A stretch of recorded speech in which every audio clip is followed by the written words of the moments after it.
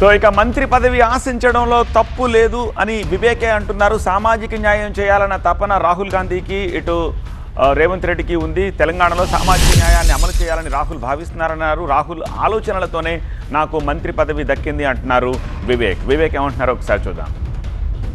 Multi combination అన్నమాట, ఇవన్నీ కూడా మల్టీ కాంబినేషన్ ఉన్నాయి. అందరూ కూడా తెలుసు నేను ఎట్లా పనిచేస్తానని చెప్పి. ఎందుకంటే తెలంగాణ ఉద్యమంలో ఏఐసిసి వాళ్ళందరూ చూసినారు మన పని ఏముందో.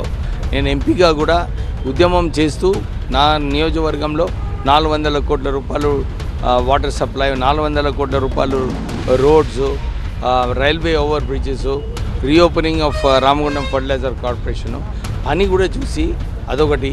లెగసీ డెఫినెట్లీ కాగా వెంకటస్వామి గారి లెగసీ చాలా బాగుంది, అది కూడా చూసుకొని ఈ కాస్ట్ ఈక్వేషన్లో కూడా అది కూడా డెఫినెట్లీ దీంట్లో ప్లే అవుతుంది. సో నేను కూడా ప్రజలకు కాస్ట్ అయినా కానీ ఎవరైనా కానీ అందరికీ మంచిగా ఉండేలాగా పనిచేస్తాను.